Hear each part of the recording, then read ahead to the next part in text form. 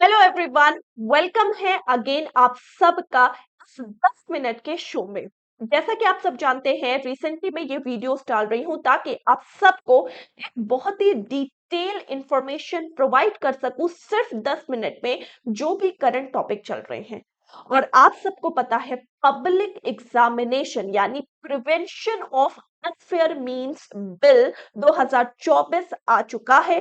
तो ये क्या है, क्यों लागू हुआ, इससे रिलेटेड न्यूज़ क्या है, कौन से सेक्शन में डिफाइन है, ये सारी चीज हम करेंगे आज के इस 10 मिनट के शो में। चलिए बिना किसी टाइम वेस्ट करे हम स्टार्ट करते हैं। सबसे पहले हमारे ये न्यूज़ क्या है, तो यूनियन मिनिस्टर जितेंद्र सिंह ने इंट्रोड्यूस किया था पब्लिक एग्जामिनेशन यानी प्रिवेंशन ऑफ अनफेयर बिल 2024 का लोकसभा में। यानी सबसे पहली बात, इसको किसके द्वारा प्रेजेंट किया गया था, तो इस प्रेजेंट किया गया था by the union minister Jitendra Singh. ये बिल में मांग करी गई थी एक मैक्सिमम जेल टर्म जो कि 10 साल की और फाइन लगभग 1 करोड़ का, अगर किसी भी तरीके की मैल प्रैक्टिसेस और इरेगुलरिटीज जो है वो कॉम्पिटेटिव एग्जामिनेशन जाती है। जैसा कि आप सब जानते हैं, बिकॉज सारे के सारे इसी फील्ड से संबंधित है। अगर पेपर लीक होता है या फिर इसमें किसी भी तरीके की कोई धांधलीबाजी होती है या कोई भी इरेगुलरिटी होती है, तो इससे स्टूडेंट्स का जो फ्यूचर है वो बहुत ज्यादा रिस्क में आता है और बहुत ही अनफेयर मीन्स होता है। लोग और हम स्टूडेंट्स साल साल प्रिपरेशन करते हैं, उसके बाद ये हो जाता है। इसके लिए, इसकी गंभीरता को देखने के लिए ये प्रिवेंशन ऑफ अनफेयर बिल 2024 लाया गया लोकसभा में। ठीक है, बात करते हैं कि ये है क्या, what is this all about. Public examination prevention of unfair means bill 2024 है क्या। ये बिल जो है वो इस वजह से आया क्योंकि काफी कॉम्पिटिटिव टेस्ट जो है वो रिसेंटली कैंसिल हुए थे। The bill come in the backdrop of the cancellation of the series of competitive test. बहुत सारे टेस्ट कैंसिल हुए थे क्योंकि उसमें बहुत ज्यादा धांधलीबाजी देखने को मिल रही थी। जैसे कि राजस्थान में जो टीचर्स रिक्रूटमेंट एग्जाम था वो भी पेपर लीक की वजह से कैंसिल हो गया। जैसे कि सीईटी का सेट का पेपर जो है वो भी, कॉमन एलिजिबिलिटी टेस्ट का पेपर ग्रुप डी पोस्ट के लिए हरियाणा में लीक हो गया था, कैंसिल हो गया। जैसे कि जूनियर क्लर्क का जो पेपर था गुजरात में, कैंसिल हो गया। बिहार पेपर कैंसिल हो गया क्योंकि इन सारे पेपर्स में क्या हुआ था, लीक हुआ था। ठीक है, ये सारे पेपर्स ऑलरेडी मैल प्रैक्टिसेस में इन्वॉल्व हो गए थे, जिसकी वजह से in series of examination, competitive examination को कैंसिल करना पड़ा, जिसके अवेयरनेस में या जिसकी वजह से, जिसके कारण ये पब्लिक एग्जामिनेशन यानी prevention of unfair means bill 2024 लाया गया। आंकड़ों की बात करें, अगर हम स्टैटिस्टिक्स की बात करते हैं, अगर बहुत सारे रिपोर्ट्स के आधार पर देखें, लगभग 1.5 करोड़ स्टूडेंट से भी ज्यादा इफेक्ट होते हैं इस पेपर लीक से। 2016 से लेकर 2023 के दौरान लगभग 1.5 करोड़ स्टूडेंट्स इन सब का शिकार बन चुके हैं, जिसमें 70 से ज्यादा cases in question paper leak का दर्ज करा गया है इस सेम पीरियड के दौरान, जिसकी वजह से लॉट ऑफ रिक्रूटमेंट ड्राइव्स जो है वो कैंसिल हुई, जिसकी वजह से काफी ज्यादा डिस्टरबेंस हुई इन कॉम्पिटेटिव एग्जाम में। 2014 से अगर हम माने तो 615 एक्यूज्ड पाए गए हैं, अरेस्ट करे गए हैं 33 केसेस में, जो कि दर्ज करे गए हैं पेपर लीक की वजह से। ठीक है, यानी आप देख सकते हो इसकी गंभीरता कितनी है। ठीक है, कि लगभग 33 केसेस जो है वो दर्ज करे गए और 600 से भी ज्यादा लोग अरेस्ट करे गए। तो ये पिछले आंकड़े हैं जिनकी वजह से इस बिल को लाया गया लोकसभा में। ये बिल पास कब हुआ, 2024 में ये बिल आया है। हम बात करते हैं क्या एक स्पेसिफिक लॉ है। ठीक है, एट प्रेजेंट बात करते हैं अभी। ठीक है, कोई भी एक स्पेसिफिक लॉ नहीं है जो कि इन फेयर मैल प्रैक्टिसेस को डील सके। At present there is no specific law जो कि इन अनफेयर मीन्स को डील कर सके, जो कि पब्लिक एग्जामिनेशंस में हो रहे हैं सरकार के द्वारा, एजेंसीज के द्वारा।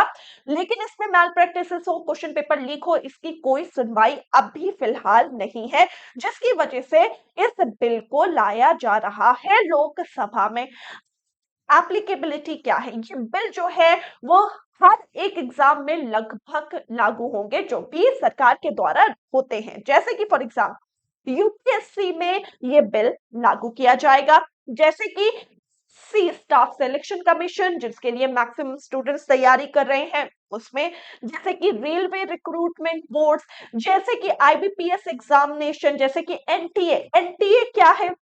तो एनटीए वो एजेंसी है जो कि हायर एजुकेशनल एग्जाम्स को कंडक्ट करती है, जैसे कि जेईई, नीट या फिर CUET, common university entrance test, under graduate और पोस्ट ग्रेजुएट स्टडीज के लिए।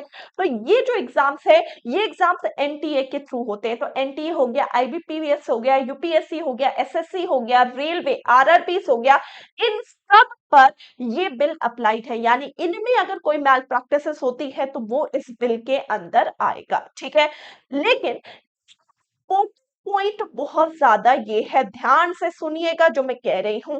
ये बिल में पनिशमेंट प्रोवाइड करी गई है सिर्फ उन पर्सन या ऑर्गेनाइज्ड ग्रुप या इंस्टीट्यूशन को जो इन अनफेयर मीन्स पर इन्वॉल्व है, लेकिन इसमें स्टूडेंट्स को इन्वॉल्व नहीं किया गया। यानी अगर कोई कैंडिडेट अपीयर करता है इस एग्जाम में और वो भी इस शक के दायरे में आ रहा है, तो उससे इसके अंदर कोई पनिशमेंट नहीं है। क्यों? क्योंकि उन कैंडिडेट को छोड़ दिया गया है उन एग्जाम या कंसर्न अथॉरिटीज के ऊपर कि वो उनके साथ क्या करना चाह रहे हैं। यानी ये जो जेल और ये जो फाइन है वो उन स्टूडेंट्स को टारगेट नहीं किया जाएगा, ठीक है। यानी अगर स्टूडेंट्स पाए गए हैं, ठीक है, या फिर अगर स्टूडेंट्स जो हैं उनके पास पेपर, फॉर एग्जांपल मैं हूं, मेरे पास पेपर आ गया और मैं पेपर लिखने चली गई, ठीक है। मैं अगर मान लो मेरे ऊपर शक चला गया कि इसको पहले से पेपर पता था, ठीक है, मुझे इसके पनिशमेंट नहीं दी जाएगी। हालांकि मेरा जो पूरी तरीके से जो जजमेंट है वो छोड़ दिया गया है उन कंसर्न अथॉरिटीज के ऊपर जो कि एग्जाम्स कंडक्ट करवा रहे हैं कि मेरे साथ क्या करना चाहिए, मेरा पेपर कैंसिल करना चाहिए या अगले 5 सालों तक मुझे पेपर में नहीं बैठने देना चाहिए। ये सारी चीजों का टारगेट उन अथॉरिटीज के आगे है। यानी ये बिल जो है वो स्टूडेंट्स को टारगेट नहीं कर रहा। ये बिल जो है वो पनिशमेंट देगा पर्संस को, वो ऑर्गेनाइज ग्रुप या इंस्टीट्यूशन को जो कि इंडल्ट है इन अनफेयर मीन्स, ठीक है। पनिशमेंट क्या है, ठीक है, हम बात करते हैं कि पनिशमेंट है क्या इसमें। इसमें पनिशमेंट है 3 to 5 years ऑफ प्रिजन, यानी 3 से 5 साल की जेल, ठीक है। हाउएवर अगर कोई भी ऑर्गेनाइज्ड क्राइम कॉल में प्रूफ हो गया तो उसमें 10 साल तक की जेल है। यानी 3 से 5 साल पेपर लीक में इन्वॉल्व है, यानी किसी कंसर्न अथॉरिटी के थ्रू मान लो मुझे पेपर मिल गया, मैंने आगे पास कर दिया, तो उसके लिए 3 से 5 साल की जेल। लेकिन अगर मान लो आपने ही ऑर्गेनाइज किया है इस क्राइम को और इसका पक्का सबूत है तो आपको लगभग 10 साल तक की जेल हो सकती है। साथ ही साथ 1 करोड़ तक का फाइन भी आपके ऊपर इन्वॉल्व किया जा सकता है। और आप से जो भी पूरा एग्जामिनेशन कॉस्ट है, यानी जो पूरा खर्चा एग्जाम को कंडक्ट करवाने का सरकार का हुआ है, वो भी आपसे रिकवर किया जा सकता है, ठीक है। तो ये एक बहुत भारी रकम है पनिशमेंट के तौर पर जो इस बिल के अंदर लाई गई है, ठीक है। अब अगर हम बात करते हैं what is this unfair mean, तो सेक्शन 3 इस बिल का जो सेक्शन 3 यानी भाग 3 है वो इस अनफेयर मीन्स को डिफाइन कर रहा है। इसमें 20 से ज्यादा ऑफेंसेस और अनफेयर मीन्स को डिस्क्राइब किया गया है जो कि इसमें इन्वॉल्व है। यानी क्या क्या को आप अनफेयर कह सकते हो, पेपर लीक, पेपर को आगे बढ़ाना, पेपर में चीटिंग, ये सब कुछ, यानी इस तरीके के टोटल 20 ऑफेंसेस जो है वो डिस्क्राइब करे गए हैं सेक्शन 3 ऑफ दिस बिल, याद रखिएगा, ठीक है। ओके, और नेचर ऑफ ऑफेंसेस क्या है? तो सेक्शन 9 इस बिल का 3 में तो डिफाइन है, लेकिन सेक्शन 9 ऑफ द बिल जो है वो सारे के सारे इसके ऑफेंस बताएगा कि कौन सा कॉग्निजेबल है, कौन सा नॉन बेलेबल है, इसमें आपके ऊपर किस तरीके की सख्ती करी जाएगी। तो सेक्शन 9 जो है वो डिफाइन कर रहा है कि क्या पनिशमेंट है, उसको किस तरीके से दिया जाना चाहिए।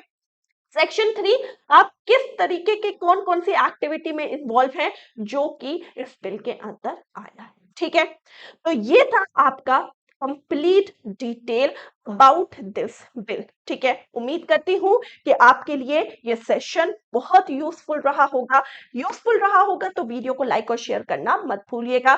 थैंक यू सो मच, मिलती हूं ऐसे ही आप सब से नेक्स्ट इंफॉर्मेटिव वीडियो में। Till then, take care everyone. Bye bye guys. Bye everyone. Take care.